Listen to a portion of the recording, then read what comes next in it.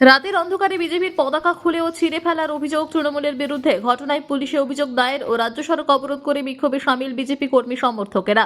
পশ্চিম মেদিনীপুর জেলার ক্ষীরপাই পৌরসভার ৮ নম্বর ওয়ার্ডের ঘটনা। এলাকার বিজেপি কর্মীদের অভিযোগ, তারা আজ সকালে দেখতে পায় ৮ নম্বর ওয়ার্ডের বিভিন্ন জায়গায় তাদের বিজেপির পতাকা খুলে ও ছিঁড়ে ফেলে দেওয়া হয়েছে। অভিযোগ, তৃণমূল আশ্রিত দুষ্কৃতীরা এই ঘটনা ঘটিয়েছে। ঘটনা ইতিমধ্যে তারা পুলিশে পুরো বিষয়টি জানিয়েছে। ক্ষীরপাই পুলিশ ফাঁড়ির সামনে ঘাটাল চন্দ্রকোনা রাজ্য সড়ক অবরোধ করে বিক্ষোভে সামিল হয়েছে বিজেপি।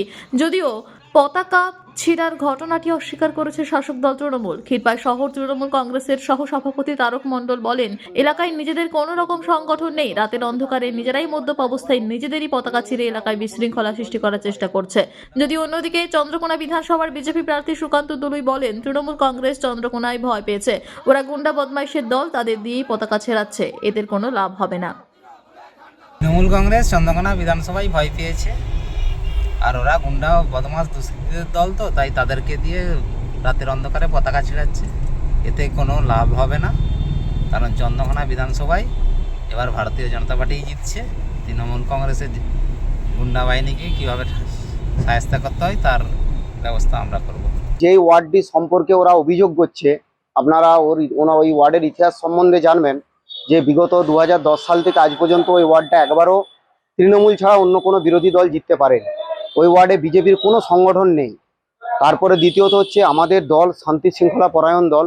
আমাদের নেত্রী মমতা বন্দ্যোপাধ্যায়, আমাদের নেতা অভিষেক বন্দ্যোপাধ্যায় এইরকম নোংরা কাজের সঙ্গে যুক্ত থাকবে এরকম দলের কর্মী আমাদের মধ্যে কেউ নেই। ওই ওয়ার্ডে যে ঘটনাটাই ঘটেছে, রাতের অন্ধকারে যেহেতু ওদের কোনো সংগঠন নেই, ওরাই হয়তো ওই পতাকাগুলি খুলে ড্রেনে ফেলে দিয়েছে, দিয়ে ওই ওয়ার্ডে একটি বিশৃঙ্খলা সৃষ্টি করার চেষ্টা করছে। এই রকম মানসিকতার মনোভাবের কর্মী ওই ওয়ার্ডে আমাদের কেউ নেই, আর এরকম নোংরা কাজের সাথে আমরা কখনো যুক্ত নেই।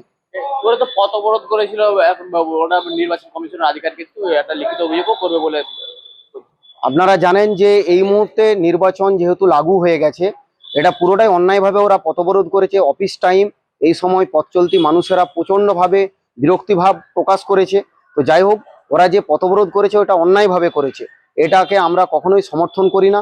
এবং যারাই এই নোংরামির সাথে জড়িত থাক, এটা তদন্ত করে সত্য উদ্ঘাটন হোক। আর দ্বিতীয়ত, ওই ওয়ার্ডে আমাদের দল এতটাই শক্তিশালী, বিজেপির কোনো সংগঠন নেই।